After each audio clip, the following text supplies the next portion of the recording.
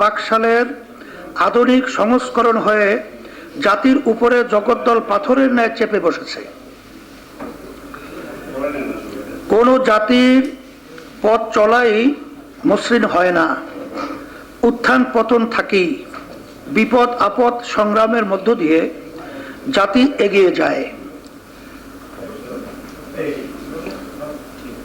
বর্তমানকে সুন্দর করে ভবিষ্যৎ নির্মাণ করে, কিন্তু বাংলাদেশের বর্তমান সংকট বহুমাত্রিক ও জটিল, যা অতীতের চেয়ে যে কোনো সংকটের চেয়ে ভয়াবহ।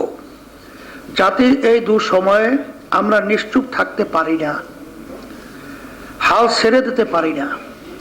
এই দায়িত্বের তাগিদেই আজকের এই বৈঠক।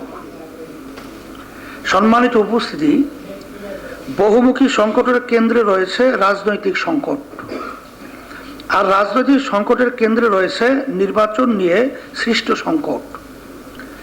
বিশ্বের বিভিন্ন দেশে নির্বাচন নিয়ে নয়ছয় করার দৃষ্টান্ত ছিল, তবে সময়ের আবর্তনে বর্তমানকালে নির্বাচন নিয়ে নয়ছয় গুটি কয়েক স্বৈরাচার ছাড়া আর কেউই করে না।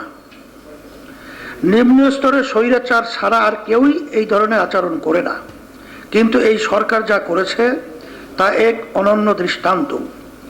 মানুষের ভোটাধিকার কেড়ে নেয়ার নোংরা খেলায় এই সরকার যে সৃষ্টিশীলতা দেখিয়েছে তার নজির মেলা ভার। 2014 সালে বিনা ভোটে, 2018 সালে মিথ্যা প্রতিশ্রুতি দিয়ে রাতের ভোটে, আর 2024 সালে কৃত্রিম প্রার্থী দিয়ে নির্বাচন করল। নির্বাচন ব্যবস্থাকে উপেক্ষা করে স্বৈরতন্ত্র প্রতিষ্ঠা বা নির্বাচন ব্যবস্থাকে লাভ করে বিজয় হওয়া এক জিনিস, আর পুরো নির্বাচন ব্যবস্থাকেই প্রতারণা, মিথ্যা কৃত্রিমতা ও জালিয়াতি পূর্ণ করা আরেক কথা। এই সরকার তাই করেছে।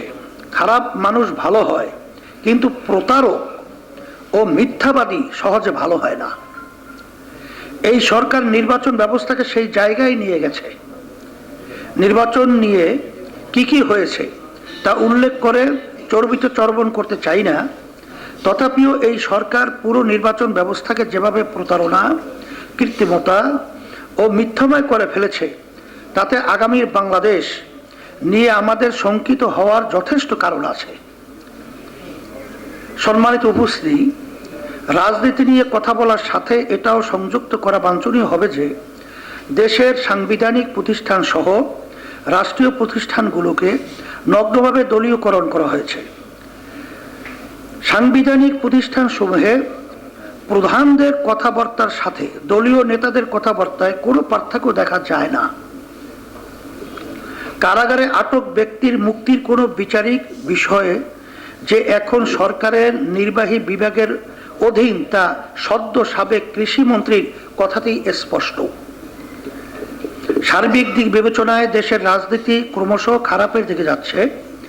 একদলীয় একক ব্যক্তি কেন্দ্রিক স্বৈরাচার সাংবিধানিক ও আইনি ধুয়া তুলে প্রতিষ্ঠিত হয়ে যাচ্ছে।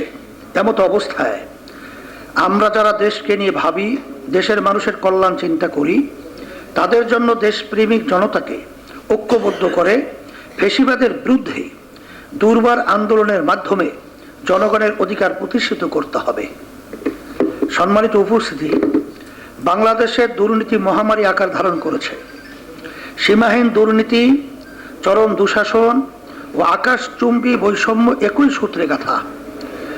গণতন্ত্র, উন্নয়ন, মানবাধিকার, অর্থনৈতিক প্রবৃদ্ধির পথে দুর্নীতি হল এককভাবে বিপজ্জনক বাধা। বর্তমান সময়ে দুর্নীতি আমাদের রাজনৈতিক ও আমলাতান্ত্রিক কাঠামোর রন্ধ্রে রন্ধ্রে সংক্রমিত দুরারোগ্য ক্যান্সারের মতো বিস্তার লাভ করেছে।